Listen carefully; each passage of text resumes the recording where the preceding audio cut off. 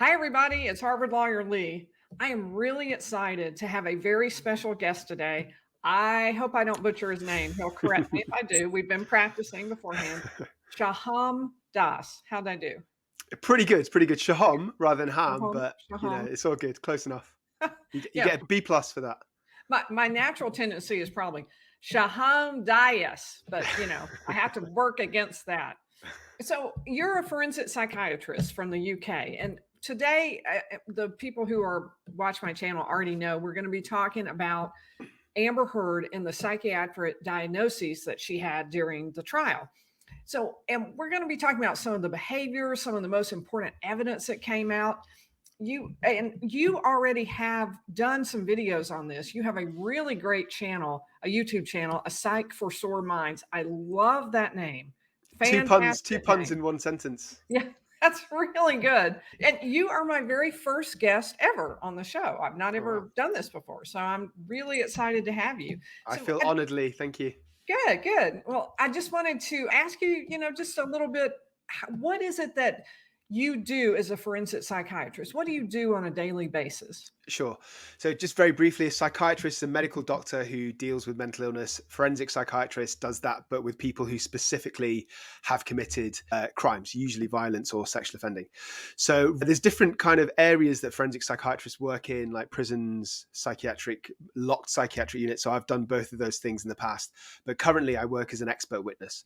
So, what I do is I will see defendants during a criminal trial who either definitely have or are suspected of having a mental illness, and I will assess them either in prison if they're already on remand or if they're on bail in a solicitor's office. And I basically do a psychiatric assessment and I write a report that's used as formal evidence in criminal trials. So if I was to boil it down to its simplest elements, my role is to decide, does this person have a mental illness? Yes or no? If they have a mental illness, did they have symptoms at the time of the offense? Yes or no? And then the most important bit is, does that reduce their criminal culpability? And if it doesn't, then they go to prison. My job is over. And if it does, then they might go to a psychiatric hospital for long-term rehabilitation. So that's what I do. Okay, great.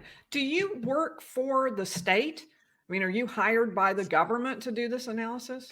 No. So the vast majority of my instructions, like all expert witnesses in the UK, comes from the defense because the defense have the first right to ask for an expert opinion.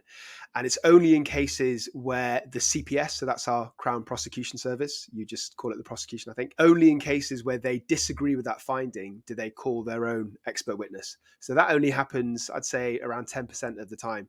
So because of that, the nature of it is that 90% of instructions come from defense, only 10% come from prosecution.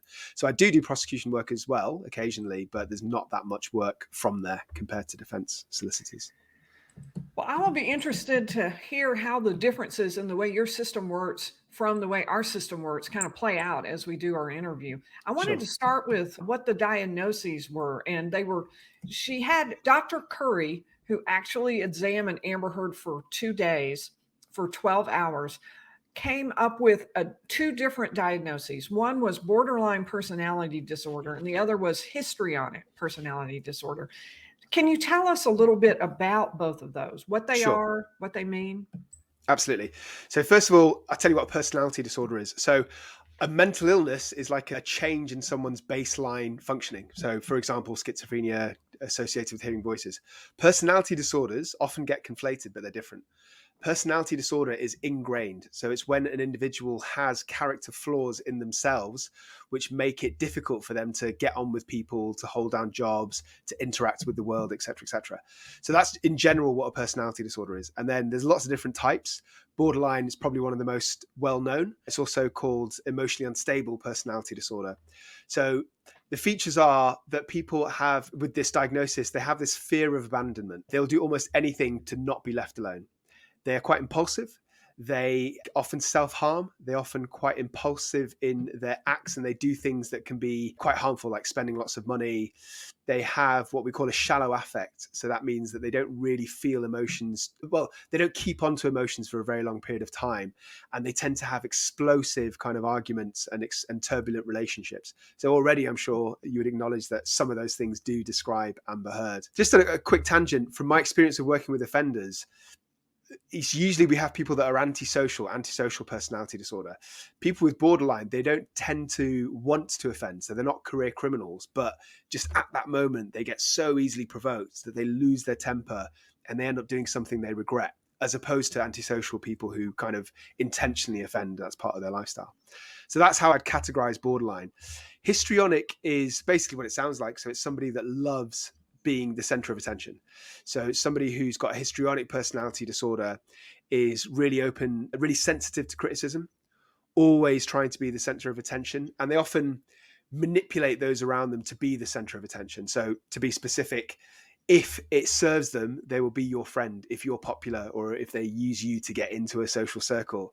And once you're no longer useful for them socially, they'll dump you. And they tend to be very sensitive towards criticism, and they constantly examine their own self-worth. So for example, you and I are doing this podcast here right now, right? So if one of us had histrionic personality disorder, not only would we try and dominate the podcast, but we would be obsessed afterwards about how we came across. So we would phone up all our friends, constantly wanting reassurance, that kind of thing. So are they often found together? I mean, is it common to have two different personality disorders, or is it normal that you would just have one? It's definitely a mixture, Lee. So you can have comorbid personality disorders, absolutely. And I suppose the other thing that we need to acknowledge is there's a lot of overlap between some of the symptoms and some of the features. Borderline is very common. Histrionic is much rarer. So in general, histrionic is seen less often, but specifically with offender groups, with the patients I work with, it is also not seen very often because people who are histrionic, a bit like people who are narcissistic, they're sharp enough to know what works well for them. So somebody with borderline, they can't contain their emotions. They get angry very easily. Somebody with histrionic personality disorder would not want to be tied up in the criminal justice system. They wouldn't want to offend. They wouldn't want to be arrested. They wouldn't want to end up in prison because it ruins their lifestyle. And they're all about their own sort of ego and lifestyle, whereas somebody with borderline won't be able to contain it. All right. I want to go through some of the evidence at trial and talk about whether or not that fits, doesn't fit with the two different diagnoses. But even before we get to that, I want to ask you about a question that I got from several different people when I asked people to submit questions, and I had it too. So I want to ask you about this. A lot of people were wondering about narcissistic personality disorder. I think that's one that people have heard of before. They have sort of an idea of what it is. Can you talk to us a little bit about what that is and why you think, from a psychiatric point of view, maybe Dr. Curry didn't talk about it, didn't diagnose it? Yeah.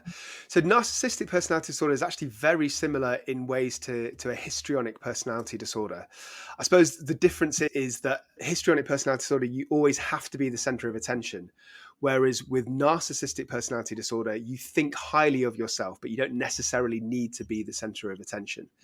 So somebody who has a narcissistic personality disorder has very grandiose ideas about their own self-worth. So they think they're extremely witty or talented or pretty or handsome, and they will dominate a conversation. So if you speak to somebody with NPD, I'm sure we've all met people like this, they will only talk about themselves, won't ask you any questions about yourself, and will turn the focus of everything towards themselves. And they're also slightly paranoid, I would say. So they're just like people with histrionic PD are quite sensitive to criticism. A true narcissist will see every kind of social interaction as either being positive towards them or them being praised, or neutral, in which they would view as a negative. So if somebody doesn't shower them with praise, then they take that personally. So it's all about themselves, really. Okay. I want to throw into a thought from the legal perspective about why that might not have been discussed. One of the things that Dr. Spiegel did, Dr. Spiegel was Amber Heard's own expert witness in the psychiatric arena, but he had not actually examined Johnny Depp. He threw out at one point that Johnny Depp had narcissism, was narcissistic. He couldn't really diagnose it because he hadn't ever seen him, but he talked about that. So since he could not talk about it, having not diagnosed it, if Dr. Curry had talked at length about a diagnosis like that, she would have basically been the only testimony to support what it meant and what Dr. Spiegel was talking about. So I wondered if legally there was some decision made that we're not going to cover that. I don't know whether she ever even diagnosed it. Yeah. So there's a couple of things I'd say about that. First of all, using the term that somebody is narcissistic is very different from diagnosing them with a narcissistic personality disorder. So any personality disorder means, as I kind of mentioned before, that the traits are so strong and so pervasive that they affect the way that person functions. So somebody with a personality disorder struggles to get on with people, struggles to work, etc., etc. Just saying the word narcissistic in itself is just an adjective, right? You could really say there's no kind of degree or limit to what that means. So I guess what I'm trying to say is that it's quite easy to say somebody's narcissistic as a personality trait, just as you could say somebody's confident or somebody's charming. But that's very different from saying they actually have a personality disorder, which means they're so narcissistic that they literally can't get past that point. So I don't know if that was intentional. I mean, I made a video, as I'm sure you've seen, about Dr. Spiegel in general. I don't think particularly talented as a clinician or as an expert witness. I don't know if that was intentional, that he was trying to just slip that adjective in on purpose so that people might confuse it with the diagnosis of narcissistic personality disorder, or if it was just the fact that he was just using it kind of as a throwaway comment. Could you say that Johnny Depp is narcissistic? Yeah, you probably could. In the same way that you could probably say that most A-list Hollywood actors are probably narcissistic to a degree. They probably feel themselves. They probably are showered with praise everywhere they go. They probably have men and women throwing themselves at them. They probably have a lot of attention. So I would assume that most have a degree of narcissism, but that's not a psychiatric diagnosis. That's just a character trait that they have. And to answer your question about whether you can diagnose somebody, remotely or from afar without assessing them, I mean, I would say not a formal diagnosis, no. In my YouTube channel, I sometimes make judgment calls about people based on video footage or about reports of them in the news or some of their behavior, just like we're doing now with Amber Heard.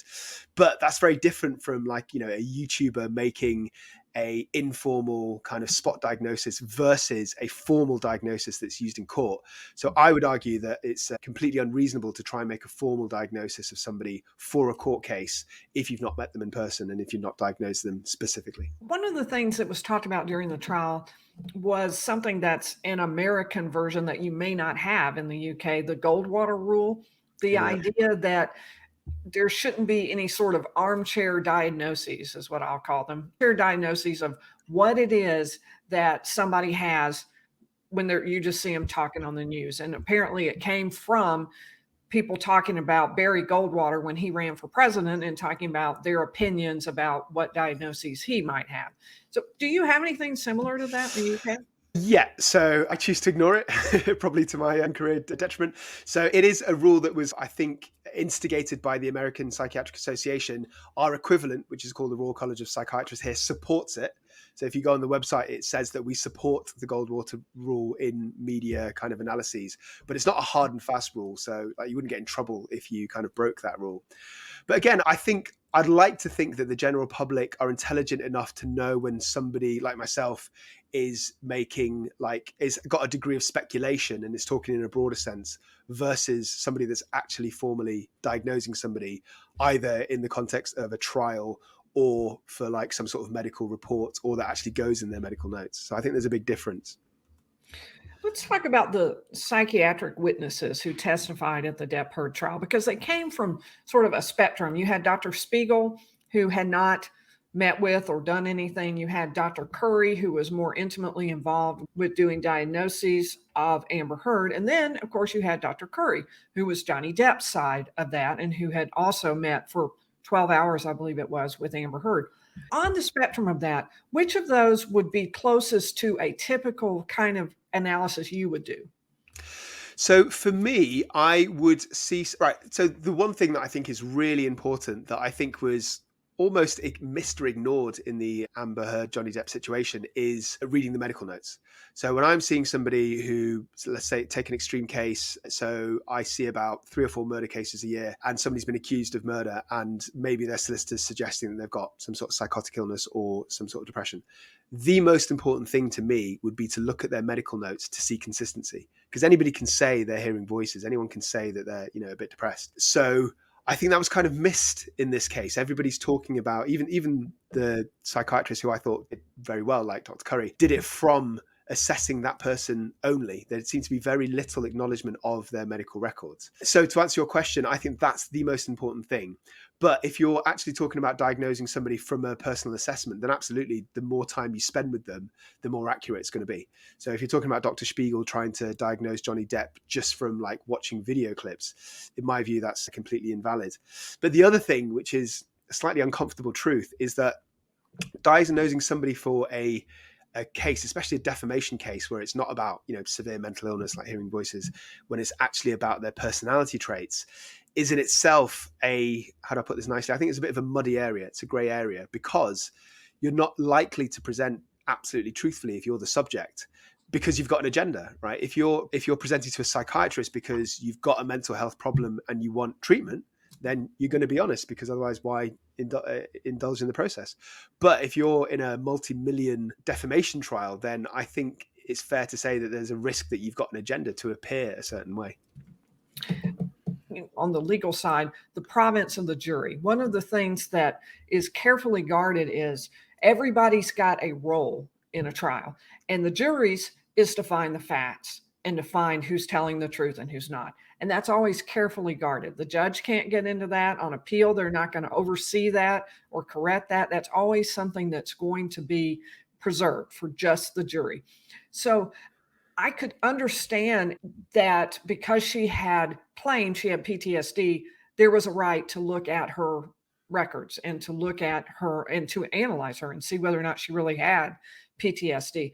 Yeah, absolutely. So I can quite confidently say that a psychiatric or a psychological expert absolutely should not comment on A, if somebody's guilty or innocent, say in a criminal trial, and B, whether the subject is telling the truth or not. You can, and I've certainly seen this myself, you can highlight if there's inconsistencies. So because you don't want to sway the jury or even the judge in any particular way, you can't call somebody overtly a liar, but you can say something like there are inconsistencies in their history. So they said that they, suffered from domestic abuse from their parents, but the social service records don't support this. Or if it's about symptomatology, they say that they're suffering from PTSD, but they've not got any reported flashbacks. They don't have like hypervigilance, which is like always being on edge, some of the core symptoms of PTSD. So you can say that there's a disconnection between the evidence and what you're seeing clinically, but you can never say directly whether you think somebody's telling the truth or not, because that is a factual matter for the court, for the judge and the jury, not for a psychiatric expert. Yes. And I would say Dr. Curry walked that line. I mean, she did not go that far. There were some comments that I had written down, like that someone with borderline personality disorder might make up stories to get attention, might take on a victim or a princess role. Those were things that were said, or might suddenly be an avenger of injustice or be thinking that their partner is a terrible person. All of those statements that you just said, that Dr. Curry said, are technically true. Somebody with borderline might do those things, but some are more associated with borderline than others. So making up a story to get attention, that is less likely to me, or let me rephrase that. Of all the patients that I've seen with borderline personality disorder, which must be in several hundred by now in my career, very few of them have made up stories to get attention, whereas more of them have done what we call splitting. So they either idealize or hate individuals. So it could even be the same individuals. They can get on really well with somebody one moment or one day, and then, just flip out and just not get on with them and show hostility towards them and then flip back. That is very typical of borderline. Lying, I wouldn't say that is maybe slightly more typical than the average person, but it's certainly not a core feature. She was talking in generalities about what a person with borderline personality disorder might do, might think, might say. And then the thing that I think that made that particularly effective was it dovetailed so directly with what the evidence showed about what had actually happened in the relationship between Amber and Johnny. Yeah. And I want to get into that. Let's talk about some of the evidence, because I think that I would really, and I know that the viewers would too, I would really like to hear some of your thoughts about how the diagnoses would interplay with some of the evidence that we saw in the trial. And let's start with probably the most well-known piece of evidence from the trial, which is the turd in the bed. I don't think there's anyone in America, at least, maybe around the world, who has not heard about this evidence. So tell me a little bit about, does that fit with the diagnosis? Is it completely separate? Yeah, the turd in the bed, unavoidable. Yes, I think that in my mind that would more closely fit with a histrionic personality disorder than borderline. So again, anything to be the center of attention. people with borderline personality disorder, they can be quite explosive and they can do impulsive and extreme things. So yeah, I think you could probably crowbar that into borderline, but it's more indicative of histrionics to me.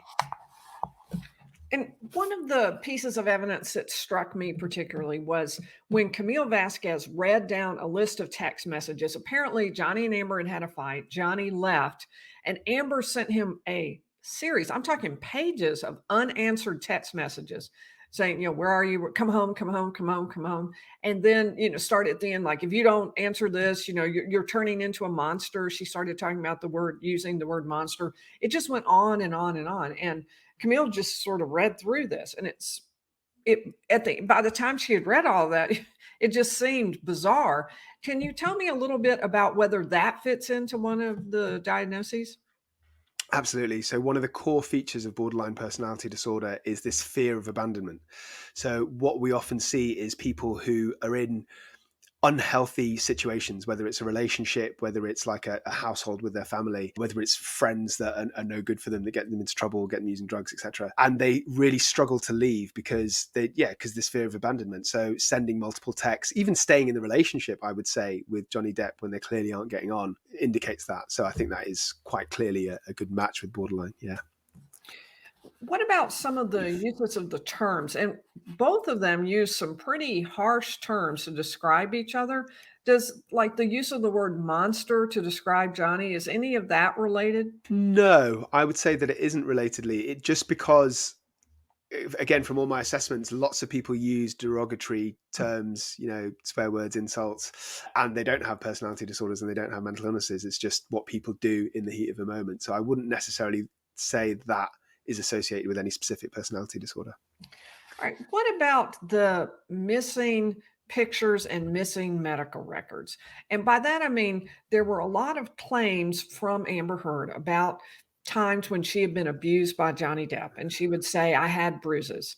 And she wouldn't have photographs of them. And in fact, often Camille Vasquez would introduce a photograph of Amber pretty near that time showing no bruise. Particularly, I remember the one where she was wearing a backless evening gown. And she said she'd been hit on the back, and that evening or the next day, she's wearing this backless evening gown and there's no visible evidence of the injuries. Same was true with medical records. There were statements from Amber that, she had some horrific injuries, but she had not ever been treated for that. Does that fit with any of the diagnoses? Well, if we're, I think what we're sort of both pussyfooting around is saying, is she lying or not? So on the assumption that she is lying, that those things are not true, then I don't think I would say that in itself is indicative of a personality disorder, because some people are deceitful, some people aren't. So another way of saying that is that there will be many people who will lie about this kind of thing to get their partner in trouble who don't have a personality disorder. They're just dishonest.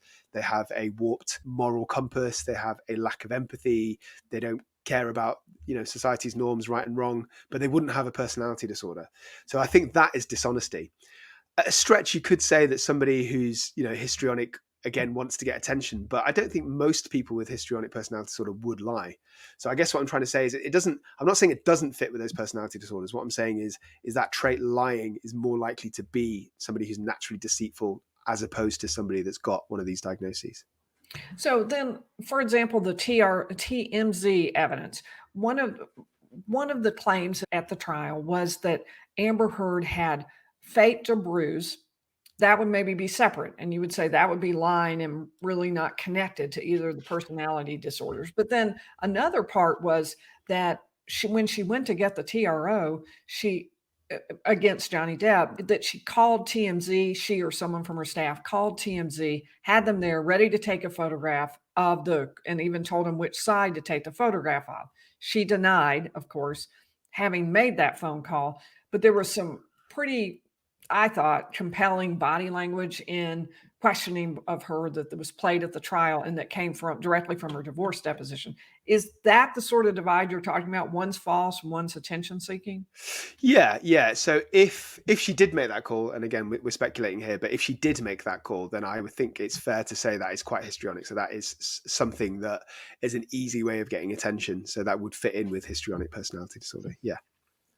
All right. What about the fact that there were increasing allegations about abuse? And I mean, initially, there was one set of allegations, and over time, either because she was willing to reveal more or because she made up more. And that was, of course, a central issue in the trial. Would increasing allegations over time be something that would be related to the personality disorder? Again, I think at a stretch you could say that it fits in a little bit with borderline because they have these explosive arguments, they lose their temper, they're quite impulsive. So yeah, you could say that. But if she is lying and if she's making these things up, or if she was, then that is dishonesty. So I guess what I'm saying is it could be an element of the personality disorder, but far more relevant to that is her dishonesty. That if she's lying, it's the dishonesty that explains that behavior more than the personality disorder does. To me, one of the things that sort of switched my thinking about the trial, because when I started watching, I was neutral. I didn't really know anything about the dispute between them. So I was just began watching the trial. One of the things that sort of switched me was the issue around the charity donations, where she had said, I gave this money to charity. And then later it turned out she had pledged. And there was a long debate between Camille Vasquez and Amber Heard about pledge, donated, pledge, donated. They went back and forth until finally it was clear that Amber had said she donated all this and had told the press that and had not yet done so. And she had reasons she said she hadn't done so. But what about that? Would that fit in with histrionic? I think my answer would be similar to the previous ones in that, yes, it does fit in with histrionic, but because she's being deceitful. So somebody with histrionic who doesn't lie wouldn't do that. Whereas somebody who with histrionic personality disorder who has no problem lying, who doesn't, who has this lack of empathy or just doesn't care, would have a lower threshold to lie. Okay. So in that particular case, there really wasn't any reason to lie about it. And so that's why you're saying it doesn't really fit with histrionic. It's not like she had to say that to get attention. She made it up.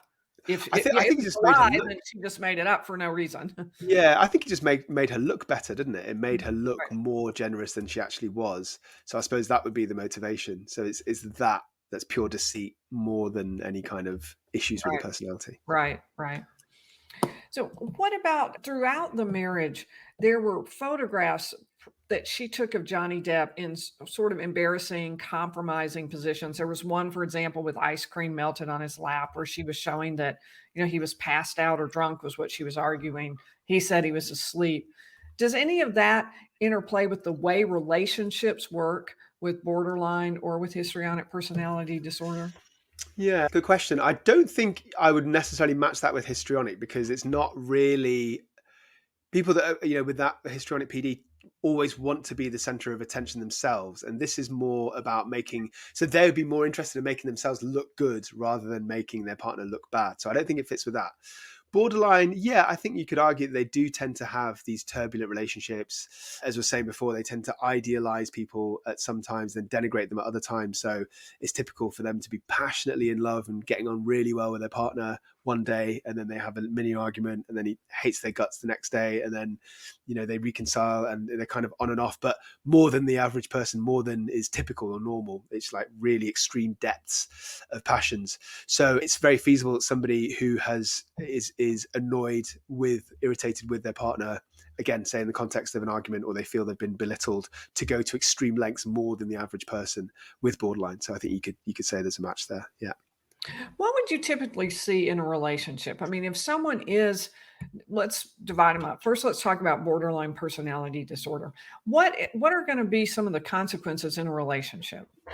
So I can definitely speak to this because I've assessed many patients who have this issue, and they have very chaotic lifestyles and very chaotic relationships. So say if it's a romantic relationship, they will very frequently break up with their partner, maybe go and do something impulsive, which is very much in the nature of people with borderline, maybe go and sleep around with other people, then regret their actions, then get back with their partner.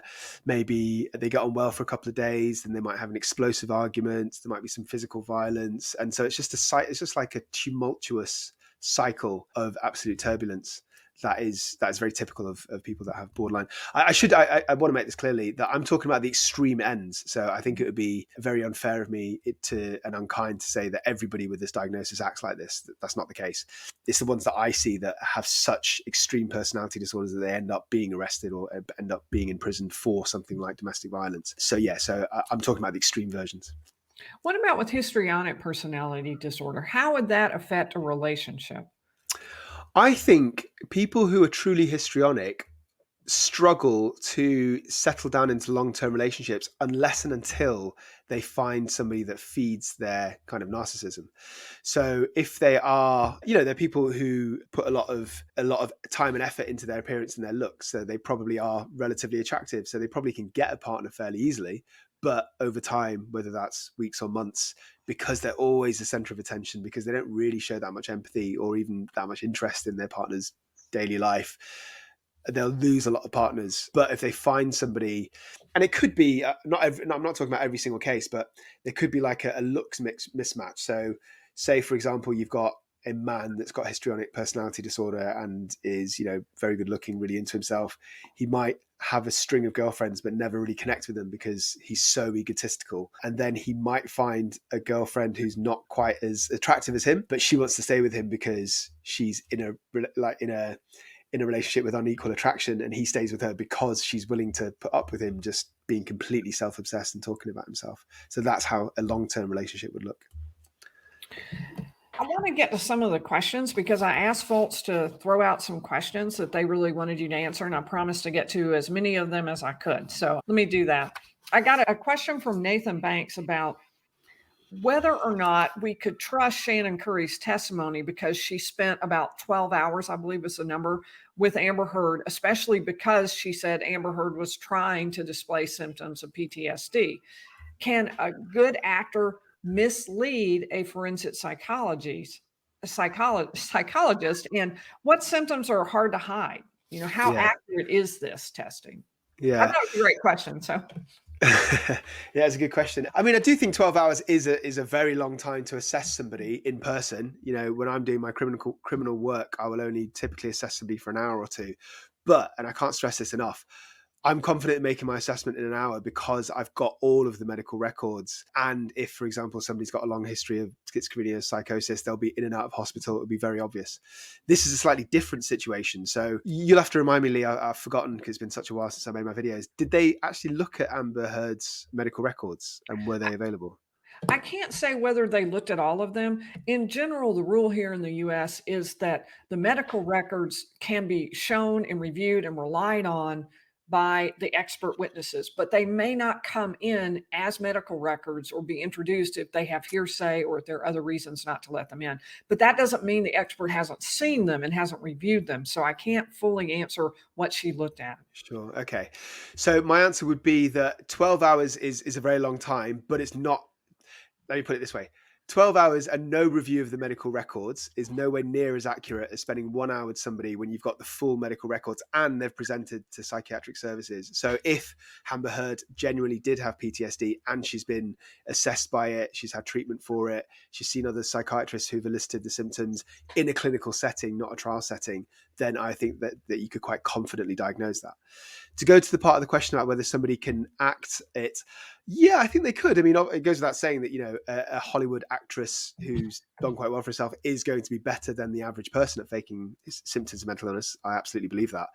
As to whether they can do them well, for PTSD specifically, so your core symptoms very quickly are reliving the experience, flashbacks or nightmares, hypervigilance, which is constantly being in a state of hyperarousal, of being very easily startled with noises, for example, emotional numbness, and avoidance behavior. Those are the 4 core symptoms. So avoidance is literally avoiding reminders that would trigger them, remind them of the trauma.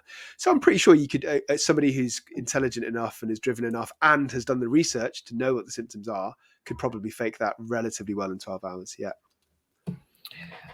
I got a good question from Kate A. And a lot of times I've put together more than one question, so I'll paraphrase a little bit. But she asked about Dr. Hughes's opinion. And then I want to add why I want to kind of add this question. Why was Dr. Hughes's opinion so dramatically different from Dr. Curry's opinion.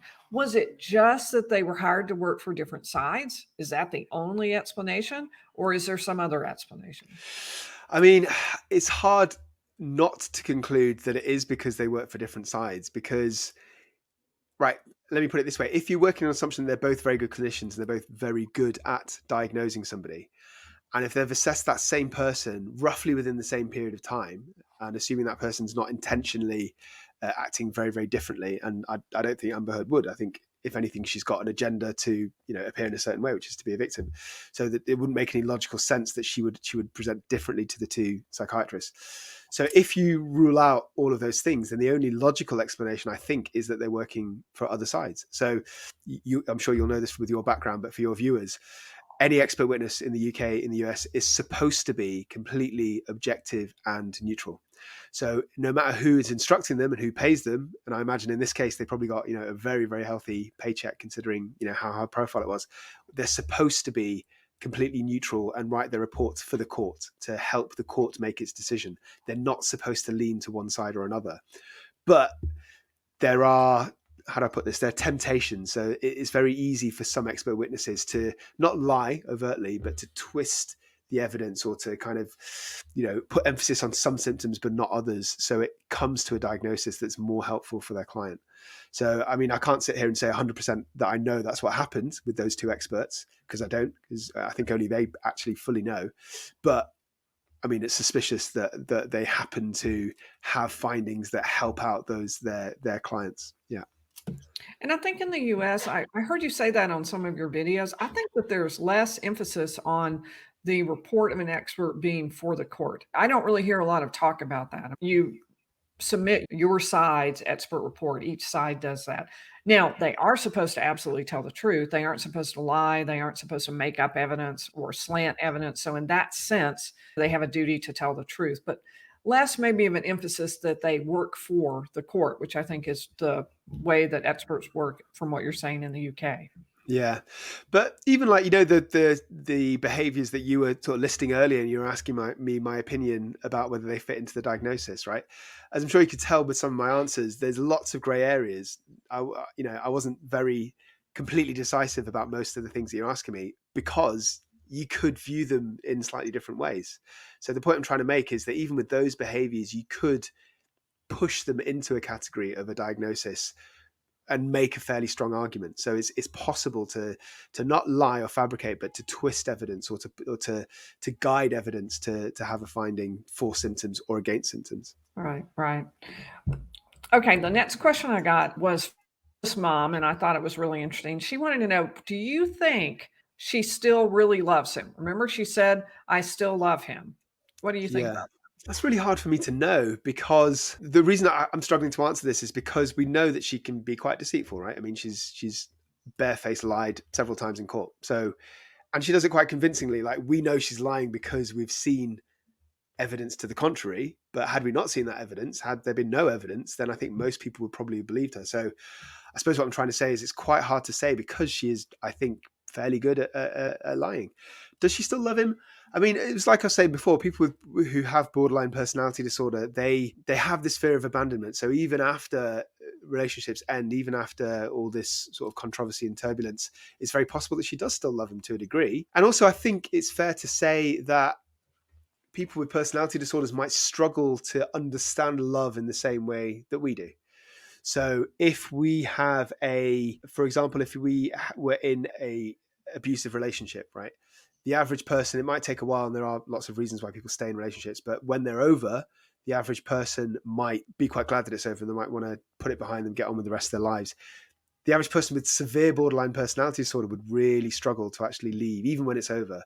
So I suppose it's feasible, is what I'm trying to say, that with this diagnosis that she would still have complicated feelings or mixed feelings, including loving him. And as I've indicated before in this interview, they can have mixed feelings. So you can love and hate somebody at the same time, or love somebody one day and hate them the next day. So she might still have bitter feelings. She might be really angry with him. She might feel humiliated with him, but at the same time still have affection towards him as well. It's possible. That's interesting. So I got this question from the Lone Ranger, and I got several, like a series of questions from people who are sort of struggling with family members or issues around the personality disorders. And in some cases, I'm just going to try to make the question broader. The Lone Ranger asked, what are some early signs that a person can identify that a potential partner has symptoms of either histrionic or borderline personality disorders? Yeah. Well, I'd say with histrionic, it's relatively easy to spot. I'm sure we've all met people who are quite histrionic. Doesn't mean they necessarily cross the threshold for an actual personality disorder, but I'm very sure even like I can think of in the last couple of weeks, I've been to a cocktail party and I've met somebody and they've not asked me a single question about myself, or they'll ask me a question about myself, but it's clearly because they've got a topic that they want to jump into. So for histrionic, it's somebody who's constantly wants to be in the center of attention, possibly quite charming at times. To be fair, they can be the life and soul of the party, but it's always about them all the time, and that gets kind of weary. So an early warning sign would just be the vibe that you get off that person. If you're in a relationship and after the novelty of the relationship and the attractiveness and the sex and everything is gone after the first couple of months, whatever, you don't look forward to speaking to them. You come back home and they don't ask you a single thing about how your day's been, then they're definitely histrionic. They might have histrionic PD. Borderline is a little bit harder to spot because there's lots more features than there are for histrionic. So the variations within borderline are far more numerous than they are for histrionic. But it is somebody who struggles to get on with people and is very changeable. That's what I'd say. So some people love them. Some people absolutely hate them. They themselves seem very unsure about somebody. So say if you've got a partner who comes back from work and says, I love my team, I love my boss. And then the next day, falling out with their boss and hate them, that would be one thing. If they're really impulsive and so they want to go on holiday, they've just got this impulsive thing to go on holiday, and you book something for the weekend, and then by the time the weekend comes, they're not really that interested, they've moved on to the next thing. So it's somebody that's just very kind of unstable both in their lifestyle and their wishes, and unstable in their way that they feel about other people and react to other people. So those are the early warning signs. All right. Well, hopefully that'll help some people. Rondi Gal asked, how do I persuade someone I think has a personality disorder to go in and be evaluated? They don't think they have one. What can you do? But you can do very little, unfortunately. It's really, really difficult because, first of all, so from my experience, when people get insight, so when they realize that there's an issue, it's usually after a long, long cycle of struggling to function.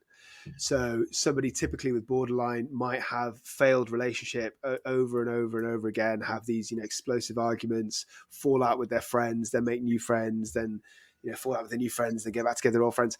It takes them years to even recognize this pattern, number one. And then acknowledging that they've got a problem that they want treatment with is another even bigger step. So unfortunately, it's really, really difficult to force somebody. In fact, I'd say it's almost impossible to force somebody who doesn't have any insight, who doesn't want to change. And even if you somehow managed to convince them to go through the door, they need to cooperate fully in the assessment to get a formal diagnosis. And more importantly, they have to cooperate fully in the therapy, in the treatment, which is, long-term, and it's a hard slog to improve. So unless they're already bought in, they're fully 100% invested, then you're going to struggle. It's not the same as having an addiction. I'm not saying it is, but in that way, it's quite similar, right? So if you forced your, crack addict neighbor to go to rehab, they're not going to succeed unless they actually really, really, really want to stop using drugs, right? They might make it through a week. They might be abstinent for a couple of weeks, a month, but they're going to relapse if they don't have that internal epiphany to change. I think that's quite similar for a personality disorder. You really have to want to change for it to actually work. And that leads directly to the next question, which came from at least 3 different people: Quest, Ronnie Mokeev, and Raining Gal 51. And they all wanted a variation of this question. Is there treatment? Can a person with borderline or histrionic personality disorder make changes, or is it just the way somebody is? Yeah, absolutely. They can make changes. So as I was saying before, they themselves must want to change. They need to actually engage with the treatment, not just show up to the sessions, but actually take on board what they're being told and learning together. So for I know more about borderline personality disorder treatment simply because it's more common in the patient group that I see. Histrionic personality disorder, do you ever treat? I suppose you could get therapy for that. You could have cognitive behavioral therapy. For borderline, it's more dialectical behavioral therapy. So you might have heard the term DBT. So it looks at things like stress management. So somebody with borderline typically becomes extremely enraged very easily when they feel provoked or they feel angered.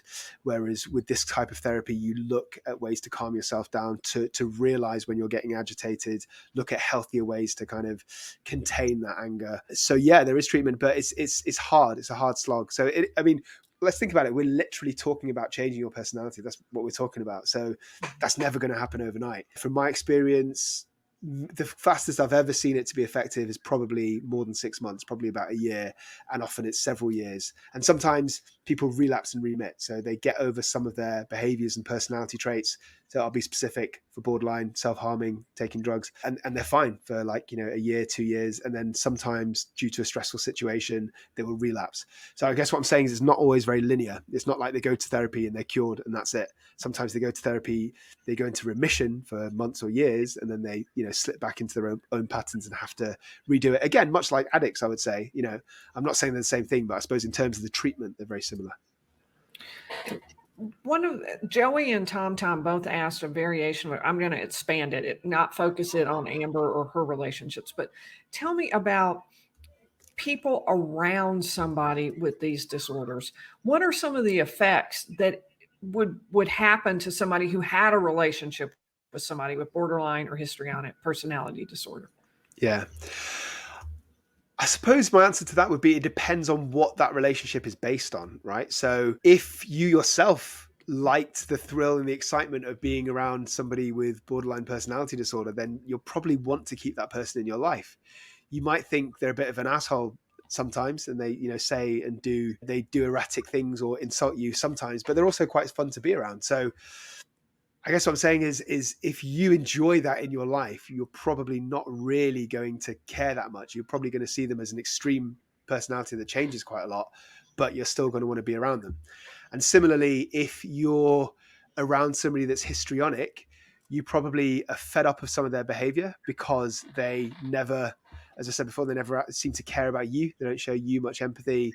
They don't ask you about your day. They don't, if you've got a problem, a relationship problem, for example, they're not a shoulder to cry on. They're not a source of support, but they're also quite a lot of fun. They're the person that organizes the party. I would imagine they would be the kind of friend that you like to have in your friendship group, but you're not very close to. They're the kind of person you go out when you're in the mood for, drinking and partying, and they're a lot of fun. They are, but they're not going to be a confidant when you've got a problem. So it depends on your relationship with them. If we're talking about somebody that you're related to, say like a sibling or even a partner, then that's very different because they're not diluted within a friendship group. In that case, you're probably going to find their behavior very dramatic and very changeable, especially with borderline. And yeah, it would probably be upsetting at times that you feel that they either are not particularly nice to you on some days and they're unpredictable with borderline, or they don't really care about you deep down with histrionic. Yeah. I got one question from a lot of people. This came from BJS 301, Locks a Girl, Let's Make a Comment, Carabella, and Lynn Smith. And paraphrase, they all wanted to know, is it possible that Amber Heard really believes that she's a victim, that she really believes that she was abused and believes what she was saying and what she was testifying to? That is a difficult one. Well, all right. So there's a few things she said that were factually incorrect, and they were revealed, quite easily in court. I don't think she would have believed anything that she said that was factually incorrect, and there was evidence to suggest otherwise. But despite that, I think it's very possible that she still saw herself as a victim. So I think it's fair to say that even though she did a lot of dark shit, she was also at times treated quite badly by Johnny Depp. I think he is overall more of a victim than she is, but he still lashed out at her at some times, and there's evidence of that. Recordings. I think it's very possible that in her warped mind, she has focused on those in her head and minimized her own behavior towards him. And so, I think at a stretch you could say that that's kind of exemplified or exaggerated by her borderline personality disorder because of the kind of warped views that people with an extreme form of that disorder have on relationships. So I think it's possible that she knows when she's lied about facts, but she still thinks overall she's the victim. Plus, in her mind, she thought, or she at least said, that she was standing up for victims of domestic abuse. And the fact that the defamation trial didn't get didn't go her way, I'm sure would added to her sense of being a victim in the situation. Yeah.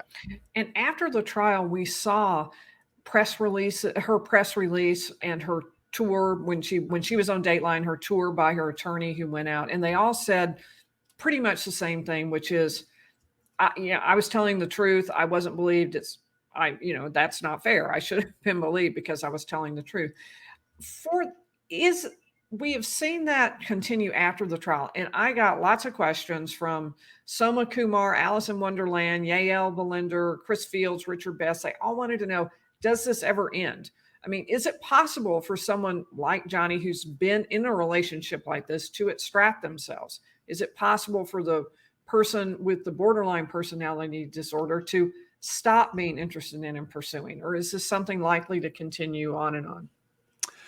I think if a person has true borderline personality disorder in severe form, then it's unlikely that their behavior is going to change anytime soon. It might in decades, and most personality disorders do burn out with time, but we are talking a very long period of time. I think the most effective way to stop this is literally to physically move locations. I think it's easier if you're a multimillionaire A-list celebrity like Johnny Depp, because you can, literally have security around you. You can choose to jet set off to the other side of the world, or you can choose to rent an apartment on the other side of the country. So, if he really wanted to avoid her, I think he has the resources to do that. For your average Joe, who might be stuck in a certain situation, like they might share a child with a partner who's got borderline personality disorder, is much, much harder to do. So in those situations, they're more likely to be stuck with that person. And I got a question from Puck F17, who's one of our regular viewers, has been since the very beginning. And he wanted to know about turning and looking at the jury all the time. Is that something you do? Did you find that off-putting with Amber Heard doing it? I will say it was extreme. Lawyers typically tell their client, don't talk to me, talk to the jury. They're the ones making the decision. But I've never seen a client take it to that extreme before. I mean, she would even say, they'd say, do you agree? Yes. And every single question she addressed. Normally, what you would want from your witness, I will say this as an attorney, is if they're going to do a long narrative where they're really going to explain something, you want them to explain it and be making eye contact with the jury. But if it's just, a little back and forth, you really aren't looking for that constant turning. What have you experienced? Yeah, so from my experience, you should, as an expert witness, you should answer everything. You should direct everything to the judge. So sometimes it feels a bit awkward because of what our social norms, when you get asked a question by a barrister. So, that's the UK equivalent of your lawyer. And you literally look at them to get the question, and then you turn around and you give your answer to a judge. But yeah, you should give your answer only to the judge. I suppose if you're doing something like a summing up statement or like an overall conclusion, then, and if there's a jury, then you could do that towards the jury. But, as you say, turning your head every few seconds is bizarre. I do wonder whether either she in her own mind thought that they might be more empathetic towards her, or if her defense team said to her, you'll have more of an impact if you make eye contact with everybody when you speak. That's my speculation. I think that's maybe a really interesting comment too on the differences in expert testimony in the UK and here, which is an expert would never turn and address the judge. That just wouldn't happen. The expert is going to turn and address the jury, which is sort of interesting because I think from what you said, you are really seen as an expert witness on behalf of the court. And it is possible for the court here to appoint its own expert witness. That could happen. But for most expert witnesses in civil trials, they're hired by the parties and they're going to turn and talk to the jury. So I find that's interesting, a difference there. Yeah. Well, I think we've about hit the end of our hour. Is there anything else you wanted to tell us or any other comments? Is it all right if I just shout out my YouTube channel? Absolutely. I'm going to do that if you don't. So you go ahead. Okay. So it's called A Psych for Sore Minds, and it looks at the crossover between mental illness and offending. So sometimes I look at high profile cases. So for example, recently I've done like R. Kelly, I've done Jimmy Savile, and also, Jeffrey Dahmer and my psychoanalysis of him, and sometimes trending topics. So what's going on with Will Smith, or what's the other one I did recently? You did Kanye West. Kanye West, of course. Yeah, that's the one. I forgot who it was. Yeah, so go and check it out if you're interested in that kind of thing. Yeah, and you have a book out too, In Two Minds, and it's stories of murder, justice, and recovery from a forensic psychiatrist. So shout out to that too. Yeah. So it's like my professional memoirs, kind of my journey of how I became a forensic psychiatrist and some of my personal, most interesting cases. Yeah, and his videos are great. You really need to go look at them. They're high energy, they're easy to follow and informative. So if you haven't subscribed to this channel, please do, and definitely go and subscribe to his channel too. It's fantastic. So, well, thank you so much for being on. I appreciate your coming. I really appreciate the opportunity, Lee. I've always been a fan of your channel, so it's great to contribute. Thank you so much.